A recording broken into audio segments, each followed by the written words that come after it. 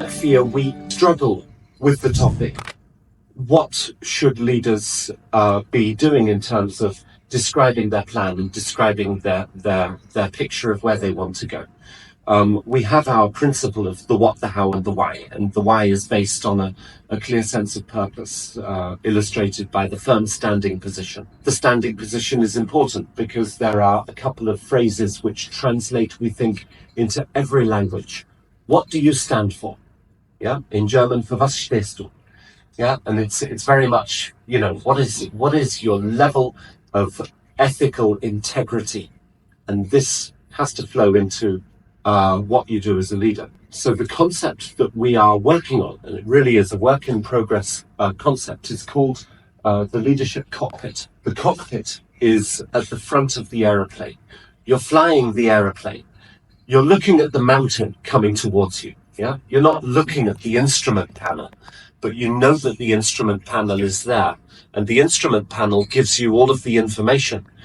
Gives you the guidance, gives you, the fuel gauge, the altitude, distances, etc. And so what we try to do is we try and really focus on what's important for leaders to communicate to the world around them in a very clear and very focused way. Yeah. So my hope is that at the end of this leadership cockpit description, you can start changing it, adapting it, of course, to your own environments.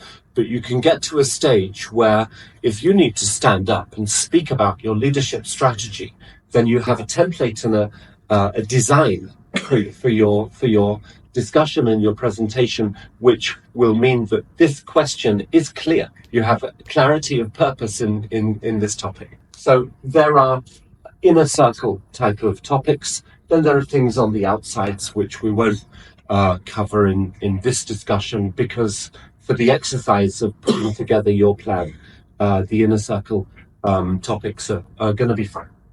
So we have our sense of purpose in the middle, and then you need to speak about results. Yeah, how do you measure results?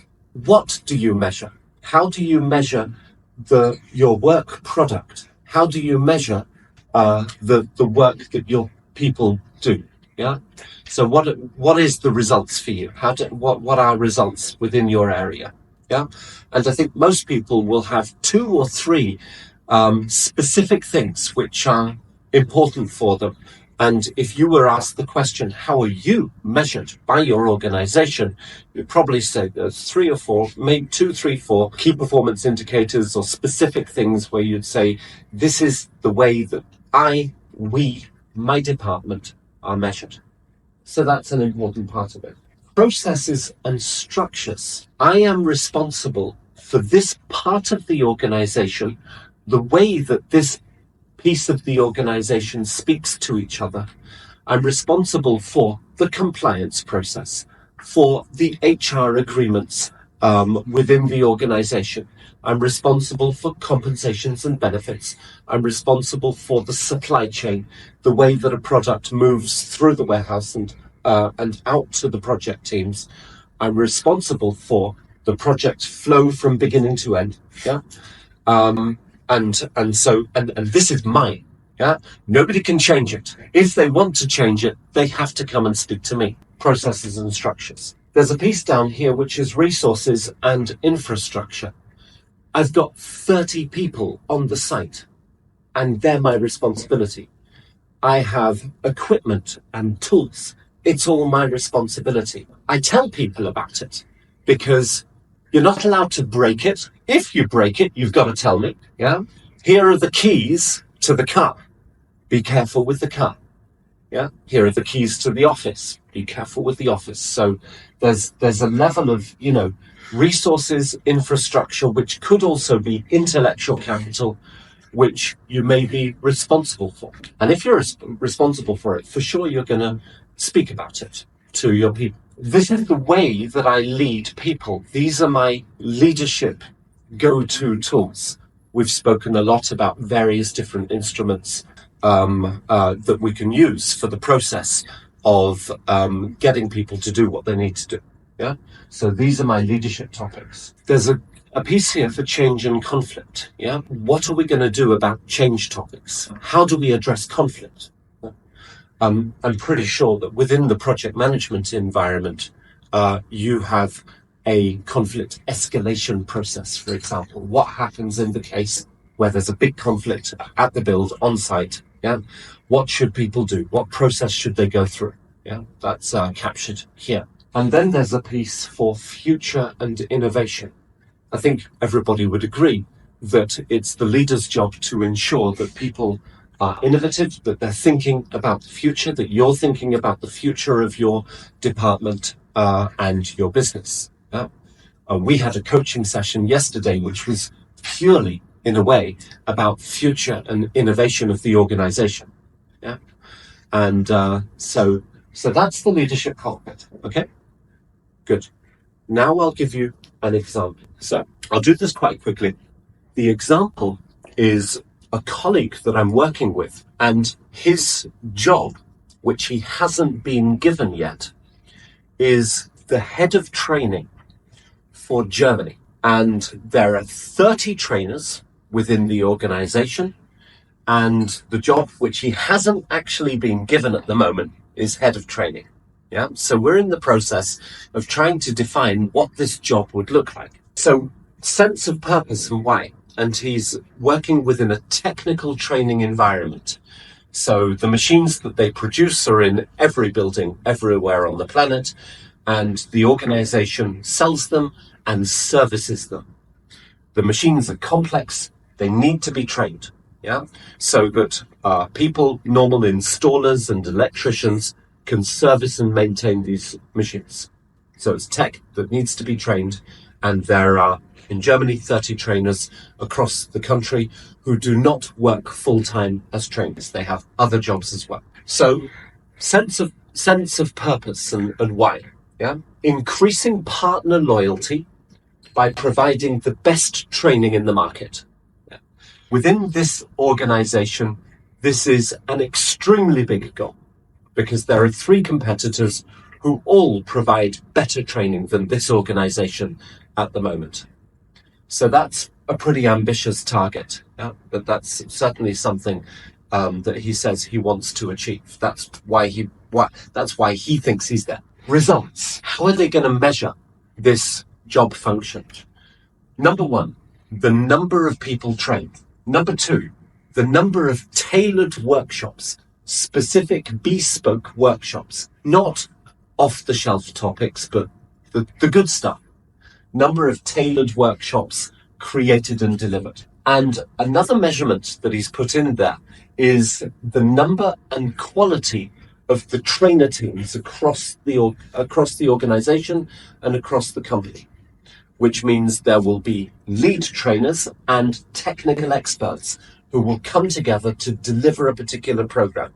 At the moment, this connection and this setup doesn't exist at all, and that's one of the visions that he has. Okay, processes and structures. He is responsible, or he wants to be responsible for, from training request to delivery. So the whole flow of communication from when the request comes in to actually when it's delivered.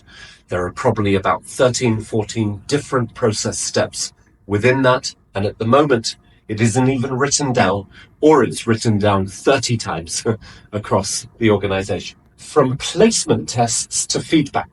So all of the mini microprocesses that take place within a technical training environment, that's absolutely his responsibility.